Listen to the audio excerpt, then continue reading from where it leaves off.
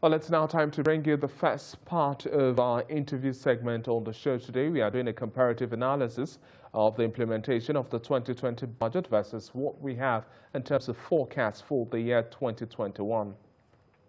Now, with barely a few days more to go, the Nigerian Senate passed the 2021 budget of 13.58 trillion naira, which is about 505 billion naira higher than the proposed 13.08 trillion naira presented by President Muhammadu Buhari earlier in the month of October. The budget is about 2 trillion naira higher than the revised 10.8 trillion naira for the year 2020. Now, recall that the year 2020 budget went through a series of revisions, which was necessitated by the impact of the COVID-19, which affected oil price and by extension the revenue projection of the Nigerian government. A breakdown of the 2021 budget also shows that 3.32 trillion naira was earmarked for debt service compared to 2.9 trillion naira in the year 2020. What this means is that 25% of the 2021 budget goes to debt service. Now, also 496.52 billion naira is earmarked for statutory transfers for the year 2021 compared to 422 billion naira for the year 2020, and 5.64 trillion naira stands for recurrent non-debt expenditure, and this is about 74 million naira higher than the 4.9 trillion naira earmarked for the year 2020. For capital expenditure, on the other hand, 4.12 trillion naira was budgeted for the year 2021, which is about 1.7 trillion naira higher than the 2.4 trillion naira earmarked for the revised 2020 budget. Now, the country is in the middle of the second wave of the COVID-19 infection, and there are projections that this may just likely be worse. The question is the 2020 budget given enough room? The 2021 budget given enough room for uncertainties which may likely evolve come next year? And to give answers to this and much more, I have with me live in our Lagos studio the head of research for budgets. I have with me Abel Akeni. Good to have you on the Business Nigeria show today. Thank you very much, David. Now, let's start first and foremost analyzing the budgetary performance we've seen for the year 2020. We've had quite a whole lot of revision in terms of the impact of the COVID-19, redirecting the course of implementation. Now, just going through some of the basics we had the capital expenditure pegged at 2.47, recurrent expenditure 4.49 trillion naira, and 2.45 trillion naira for debt service. And these are just the basic elements. One of the biggest questions we've had in terms of ratio that affect performance. We seem to be replicating the same thing once again for the 2021 budget, despite we just have slight adjustments in the figures. How would you rate the 2020 budget performance so far? Okay, thank you very much for that question, David. As you mentioned, the patterns are the same in 2020 budget as it is in 2021. But let's start exactly from where we are now in 2020. And we like to talk about government expenditure holistically. So not just focusing on the federal government expenditure, but also looking at other components of the government expenditure. Because if you think about it, federal government is spending, but state government is also spending. And all of this gives the full picture of what the government of Nigeria is spending. At the beginning of the year, the government had estimated about 10.5 trillion. And during COVID-19, or when COVID-19 made it's a big impact. So yeah, when it made $57 per barrel pretty much unrealistic, the government had to revise its budget, but it revised it upwards and it came up with 10.8 trillion. But that's at the federal level. At the state level, the total expenditure budgeted by states was about 9.4 trillion by all 36 states. But at the end of when COVID-19 struck, they had to revise it to something a bit more realistic, and they brought it down to 6.1 trillion. And that gives a picture that's closer to reality, because if you think about it, in a lot of the states, implementation reports are not yet out, but we can look to 2019 to see what sort of patterns to expect in 2020. And for states specifically, if you look at the 2019 books and their implementation reports, you would see that a lot of them could not actually meet what they projected or what they budgeted to spend. As a matter of fact, it was only Lagos and I believe Kaduna State that were able to get or implement up to 90% of their budgets. And for all the 36 states, about 13 of them couldn't get enough money to fund up to 50% of what they budgeted. So, and that's largely because they couldn't, either raise enough revenue to fund the budget, or they couldn't get creditors to believe enough in them to advance them this money for those expenditures. So there is a big problem at the state level, and this is just 2019 prior to COVID-19. Now COVID-19 happened and that affected revenue, so we expect revenues for the state government to shrink further. Precisely, it's going to shrink further and it's going to affect expenditures further. And a lot of times when revenues shrink, the first thing the states cut is often their capital expenditures. Capital expenditures always takes the biggest hit. You see states, I think of the 36 states, you see nearly half of them, we're not able to even meet up to 60% of what they projected to spend as capex. But on the contrary, many of them actually hit maybe 80% of their recurrent expenditure, and some of them even did above 100% of what they had budgeted. But capital expenditure always takes the hit, when revenue shrinks. So we can see that pattern at the state level. Then for the federal government level, in terms of implementation, one of the things we observed was, if you look at the half year 2020 from January to June, because I mean this is just December and their implementation report is not yet out. If you look at from January to June, look at what came in as their revenue, and then you compare that with what they spent on certain things. You'll see that the government is heading towards a fiscal crisis. For example, the government, I believe, spent about 1.56 trillion just on servicing debts. And within that period, just about 1.65 trillion came in revenue. So if you look at it holistically, you see that the government is spending about 90% of its revenue just to service past debts.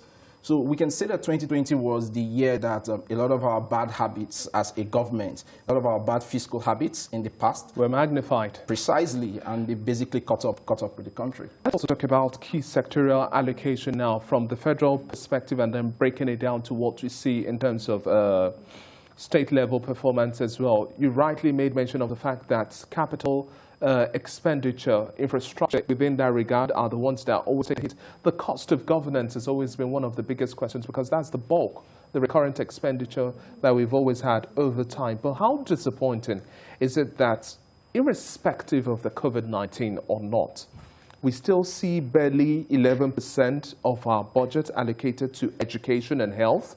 You look at the allocation that went to agriculture as well, just about 121 billion naira, works and housing 315. We still do not have a sense of understanding of where to focus our investment in terms of infrastructural development and a growth or developmental agenda. Do you think the government at this point in time understands what these figures translate to and the recovery would have? Thank you very much, David, for that question. I agree with you. There is a lot of misplaced priorities at the federal government level, but to be fair, they've improved certain expenditures that will impact on the lives of the people. We've seen some improvements in the health budget, allocations to NCDC. We've seen some improvements to certain components of education, even though as a percentage of the total budget spend, it's still not, we would like to see more. But to be fair, the government has made some slight improvement. But overall, the priorities are not right. At the federal level and then at the state level, the priorities are very wrong. And even worse is beyond what we have on paper, beyond what you have as what's allocated for maybe capex for education or for health. When we looked at some of the line items, you realize that the government was, or some of the MDAs, they were smuggling in recurrent expenditure items as capital expenditure line items. So, and this is one of the reasons why I say the government's priorities are not right, because at the end of the day, even what we think are increases in expenditures that the government has considered to improve the quality of life for 2021, you realize that at the end of the day, when the implementation reports begin to come in, non-capex expenditures will be drawn from capital expenditure budget, and that will have a huge impact on the quality of infrastructure that the government is going to be able to invest in 2021. But even be that as it may, one of the things that we should point out is that realistically speaking, the government is broke. I mean, the politicians do not want to call a spade yet, but the government is very broke. a lot of the funding that the government we see, or a lot of the funding that we see can happen for the education sector, for the health sector, and for a lot of sectors will depend heavily on public-private partnerships, PPP projects. That's where the government should start leaning heavily on, because there is going to be a lot of, maybe to some degree, some revenue shortfalls in 2021, and creditors are going to be a bit wary of pushing out or pushing in funding to the government. I mean, there's already talks of the government maybe borrowing additional funding for purchase of vaccines. And so there is a lot to be done with money. I mean, there's a lot that demands the attention of the government's money, but there is very little money available. That's coupled with the misplaced priorities, and that's coupled with the loopholes in the budget that make what is even available on paper to have very little impact in reality. Going back to the basis once again, looking at state level performance now, do you also think states have understood their areas of comparative advantages? We would call Lagos State the model state, so we cannot even replicate that sort of performance across board. But do you think individual states and the governors understand what areas are their comparative advantages, what areas ought to be their cash cows, what areas should be their focus? We cannot just have this blueprint at the federal level and think it's going to cut across evenly across all of the states, because there are different parameters that play out. And now this is much more heightened as we have a whole lot of inflationary pressures just stifling any single recovery or growth that we might likely have. Okay. So what I think is that at the state level, there isn't sufficient reason to believe that the government understands, or the governments at that level understand what the priorities are to boost the economies of those of their states. Independent entities. Precisely, that's not immediately clear to most of the states. Either it's not immediately clear to them, or the strategies for them or the pathway to get there is not yet very clear to them. Because if you look at their dependency level on the federal government, because the bulk of the state revenue, a component comes from the federal, then a component comes from their internally generated revenue, which speaks to how robust their economy is. So the larger your local economy, the more prosperous your local economy, the higher the IGR you might hope to get, and the less dependent you will be on the federal government, which is why you see states like Lagos, like Ogun, they are very less dependent on the federal because they have relative prosperity in their states. So, but for states like you look at Bayelsa has over 80% dependency on the federal government for revenue. And so just about 20% of its revenue comes from internally generated revenue. But even at that, a large way for the states to boost economic prosperity in their state, or one of the many ways for them to do that, is to spend rightly on infrastructure, because the more infrastructures you have in your state, the easier it will be for businesses and others to thrive. But when you look at the expenditure patterns at the subnational level, you will see that there are certain states, I mean about 11 of the states, spent more on their overhead expenditures than on their capital expenditures. So monies for road construction, school constructions in these 11 states were actually lower than what the government spent on overhead. So things like that actually show there is a big mismatch in those states of what the current realities are that they should be tackling. And still focusing on inflation now, we have a target of about 11.95%. That's for next year. But this goes well over our GDP growth rate, which as of 2020 we initially pegged at 2.93%. Nigeria cannot grow if we have unemployment rate skyrocketing way above our GDP growth rate or any forecast. If unemployment rates are going higher than that, inflation rates are going higher than that. We had a contraction of about 6% earlier in the second quarter, in the third quarter of the year, and then we had the smaller contraction as well, which makes us now in a recessionary plane, so to speak.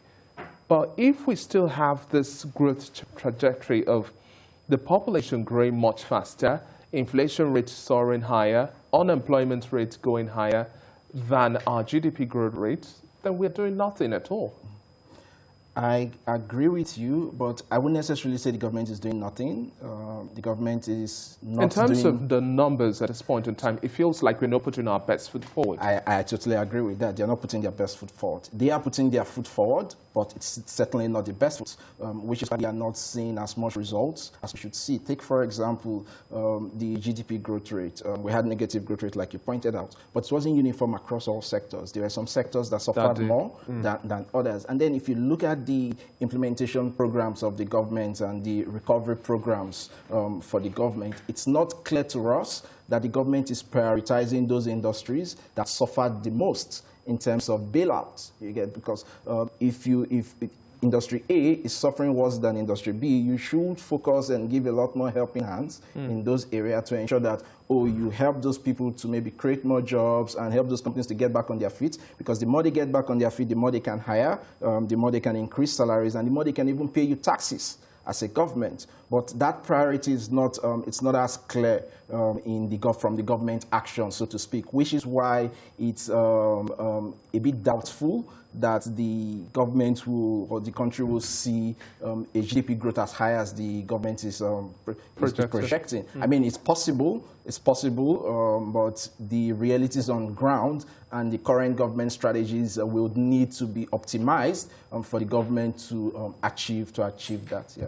And let's also talk about the role play. We've also seen non-oil revenue versus oil revenue. Now, one of the biggest shocks as well that we saw was the hit in terms of the COVID-19 and how it affected the pricing of oil from about $70, came sharply to 57, thereabout, fell to about $10 per barrel. Now we're basing our revenue generation. That's our biggest earner once again. It seems like we are likely towing towards the same line of mistake where we are focusing our biggest earner on oil instead of redirecting our course of action on other elements that would bring in funds for the country.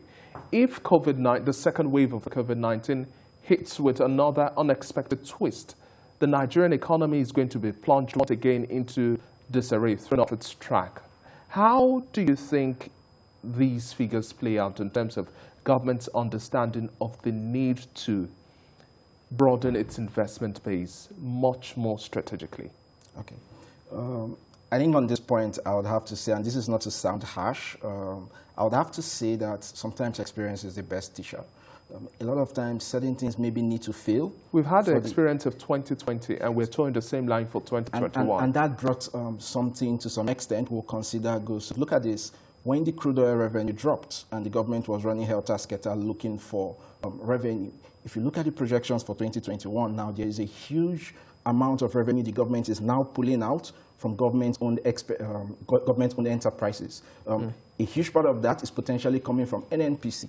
Now, that was not happening in the previous years. Previously, the government, even when advocates will cry out that, we can do more with NNPC, the government basically just overlooked that. But you can see that when the government was stranded for revenue, it began to optimize certain areas. And one of the areas currently being optimized is the government-owned enterprise. It has seen that, we can get more money out of this place. So that's one maybe good fallout from the experience in 2020. So the government will always, or politicians will always project in a certain way. But sometimes you need reality to actually remind them in an interesting way. Take, for example, over the last 5-8 years, advocates have been crying out that we need to stop bleeding out our excess crude accounts. We need to save for the rainy day. We need to have cushions so that when a crisis or a potential recession comes, we have something to fall back on. But you see that over the years, the government has basically plundered the ECA on expenditures that were not previously approved to be made for the ECA. They paid subsidies from ECA. They've made some security expenditures from the ECA. They've even paid legal fees from the ECA. And now when COVID-19 hit the country in 2020, we had less than $71 million in our excess crude account. So there was very little for the country to fall back on. So that demonstrated in a very real way to the government that certain things are not just theories. You will need these cushions to fall back on. So I would say that for 2021, some of the government's projections are actually achievable if some adjustments are made to its strategies. And to the degree that some of them are basically unrealistic, Sometimes you need to let things play out, basically the government learns from experience, and we hope the experience will not be too hurtful. Way too dire. Yeah, we hope it won't be too hurtful on all Nigerians. Let's talk about stimulants that we needed for the year 2020 that did not necessarily come through, and I expect some level of intensified effort with regards to that come 2021. We saw quite a pull in terms of the monetary authorities trying to just ensure that we have a growth pattern achieved. But for this fiscal side, it still felt like nothing was done. So, for the government, or for the fiscal side of the government stimulus programs, again, it's a problem of not that nothing was done, but certain things were done, but they were too little, and sometimes not in the right direction. And to be fair, it's not the government doesn't even have the fiscal capacity. I make reference to this because with both your monetary and fiscal stimulants,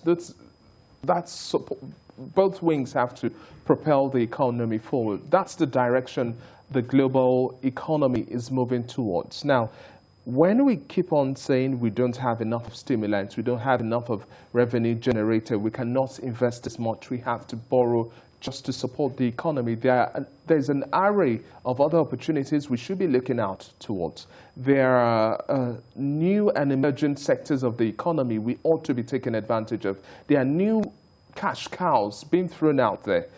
Take, for example, the capital market and exploring this area to support funding as well. Okay, so I would say that in terms of stimulating the economy, maybe from the fiscal side or by the government in general, one of the things that the government can really do well, because realistically speaking, from the fiscal side, there is very little that can be done.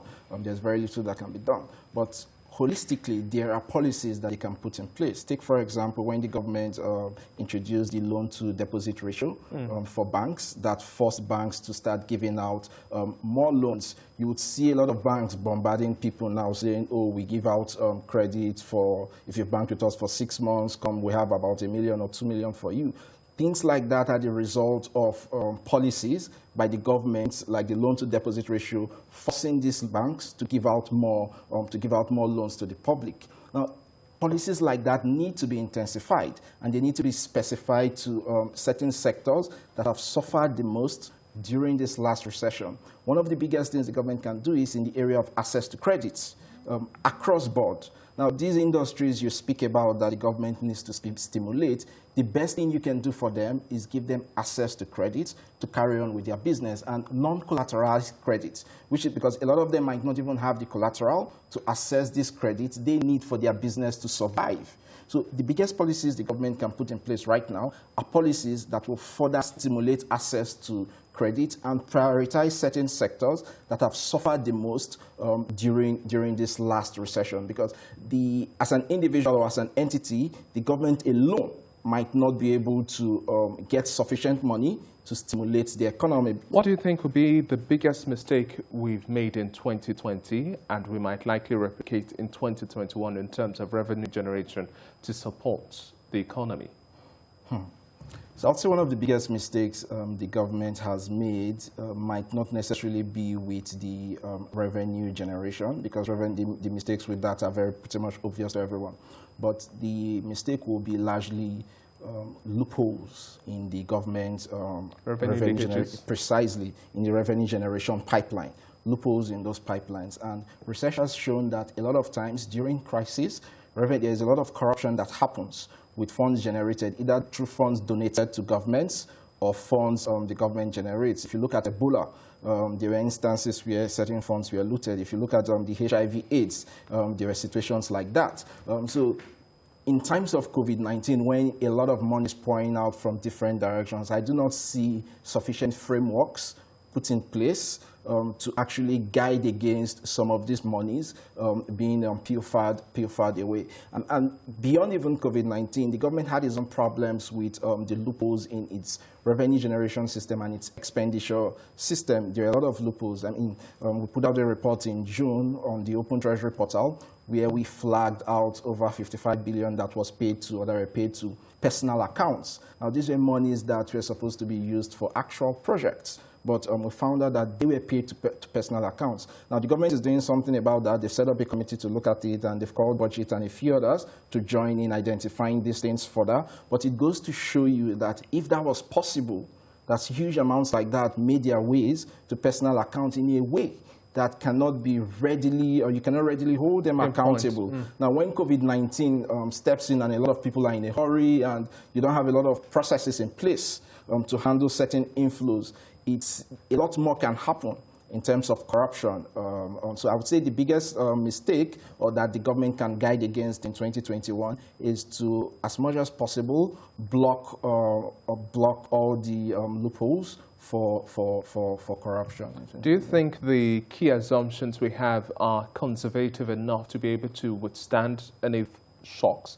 Yes, for example, we have an oil benchmark of about $40 per barrel, but we've also seen oil drop much lower than that. Initially, it was at about $57 for the year 2020. So there are some cues that have been taken. Some people say, well, it's commendable that government has taken a much more conservative stance in terms of the price, and they're looking at 1.86 million barrels per day. Foreign exchange of the naira, 379 naira to the dollar, and then also looking at the inflation target of 11.95%. At this point in time, we're well over 14.289%. Others are saying even with our current state of borrowing and crisis level, the true picture has not been painted. Do you think we are conservative enough to curtail the shock we might likely see from the second or possibly third wave of the COVID-19? So to some degree, I would say the budget is, the assumptions in the budget are conservative. To some degree, they are conservative, but there are a lot of scary parts of the budget that we need to watch out for. So for example, the government is projecting a deficit of about 5.1 trillion. That is a very huge chunk. Yeah, it's a very huge chunk. It's actually larger than some of the budgets we've had for the whole country in previous years. So that's a part of the part of the budget projections. I would say it's quite worrying, especially if you consider the competing needs that would need to be money will need to be borrowed for. So 5.19 trillion, it's a lot, and so that's one part of the deficit of the budgets and projections that's quite worrying, because at the end of the day, it might turn out to be a bit more if the government's assumptions are not right. Like if revenue falls a bit further, the government will have to borrow more to meet up. So we might see a deficit that's way higher than that if the government's projections do not actually hold water in 2021. My anticipation is that there would come a time that we would see the ratio of capital and recurrent expenditure reverse, and then we can now have the country on a path of recovery. But so far, we just keep our fingers crossed and see a stronger implementation. So far, the government is doing its best. We can only expect more. Thank you very much for your time on the show so far, Abel Akeni. It's been a pleasure.